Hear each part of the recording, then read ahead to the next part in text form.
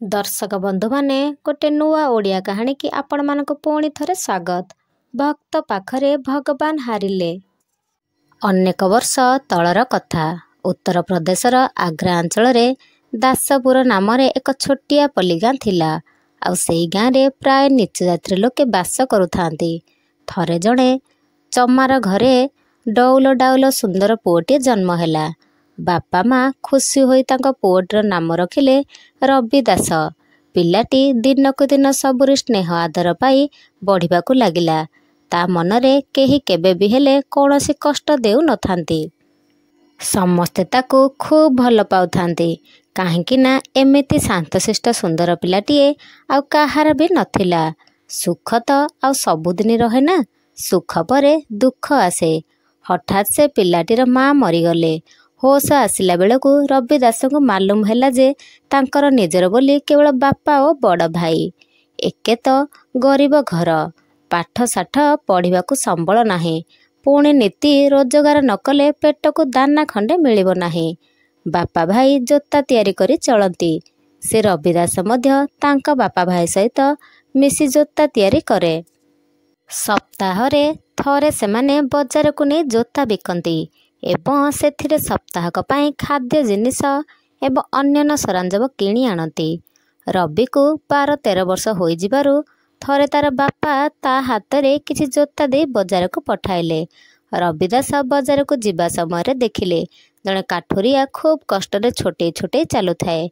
कारण ता पादर जोता नथिबारु कंटा फुटी रक्त झरुथाए। काठ गोटाई ताकू से काठुरिया बिकी चले। तार पैसा काहीं जे से जोता किणिब। रवि दास से काठुरियार दुख सही न पारी ताकू जोता हले देदेला। बापांकू हिसाब देवा समय किछि भी न लुचाई रवि दास सबु सत कथा कहिला। बापा पुअर एभरे दयालु स्वभाव जानी तापरे भारी खुशी हेले। तार भाई किंतु भारी कड़ा स्वभावर। तेणु से सीधा कहीदेले, आउ एमिति कले तोर खिया पिया सबु बंद। रवि दास तो संपूर्ण निर्विकार। थरकु थर से एमिति दया करी लोकंकु जोता देई देला। काहा काहाकू पैसा भी देला। तांका बापा भाई भाबिले रवि को तो बयस हेलाणी, तेणु ताकू विवाह करदेले से सबु ठीक बुझी पारिबो। एणु 16 वर्ष बयस रे रवि दासर विवाह करदेले। तथापि तार स्वभाव बदलिला नाही। जेते बुझाइले मध्य से बुझिला नाही। काहाकू अधा द्रामे जोता देई देला तो काहाकू पैसा दान कला।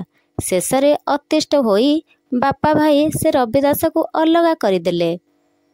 तापरे रवि दास गाँ मुंडरे कुड़ियाटे करी निज स्त्री को नहीं रहिला।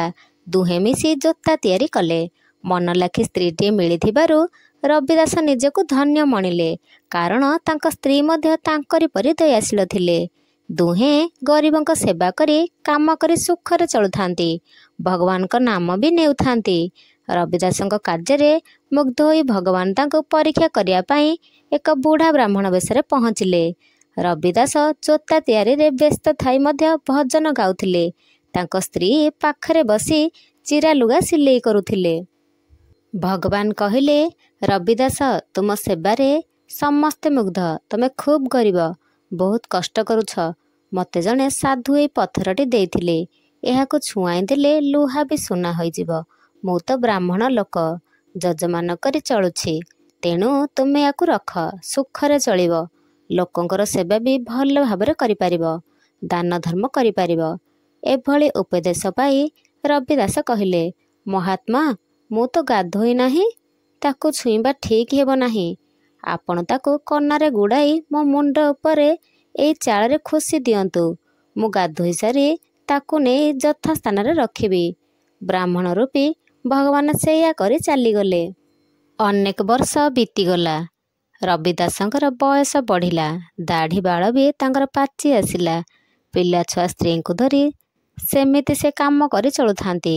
गरीब को सेवा भी करुथांती। हठात दिने भगवान बुढ़ा ब्राह्मण बेशरे बाड़ीटे धरी आसी सबू देखिले। रवि दास तांको देखि प्रणाम करी बसाइले। तांको भल मंद भी पचारिले। तहु से भगवान कहिले, रवि तुमे जेमिति थिल ठीक सेमिति अछ। मो जेउ पत्थर देइथिली ताकू तमे कामरे लगाई नाह, से पत्थर काहे? एक कथा सुनी रवि दास कहिले, मु ताकू छुई नाही। ଘର ଛାଣି ବେଳେ ମୋ ସ୍ତ୍ରୀ ତାକୁ କାନ୍ଥ ଠଣାରେ ରଖିଦେଇଥିଲା, ସେମିତି ଅଛି। ସବୁ ଶୁଣି ଭଗବାନ କହିଲେ, ତମେ ସୁବର୍ଣ୍ଣ ସୁଯୋଗ ହରାଇଦେଲ। ଚାହିଁଥିଲେ ତମେ ତ ଖୁବ୍ ଧନୀ ହୋଇପାରିଥାନ୍ତ। କିନ୍ତୁ ରବିଦାସ କହିଲେ, ମହାଶୟ, କର୍ମ ହିଁ ମୋର ଗୁରୁ, କର୍ମ ହିଁ ଭଗବାନ। ଆଶା ରଖି ମଣିଷ ବଡ଼ ହେବାକୁ ଇଚ୍ଛା କରିବା ଉଚିତ ନୁହେଁ। ନିଜର କର୍ମ ହିଁ ମଣିଷକୁ ବଡ଼ କରେ। ମୁଁ ପରିଶ୍ରମ କରୁଛି, ମୋ ଝାଳବୁହା ପରିଶ୍ରମ ହିଁ ମୋତେ ସୁଖ ଦେଇପାରୁଛି। ତେଣୁ ମୋର କାହାକୁ ବି ଡର ଭୟ କିଛି ନାହିଁ।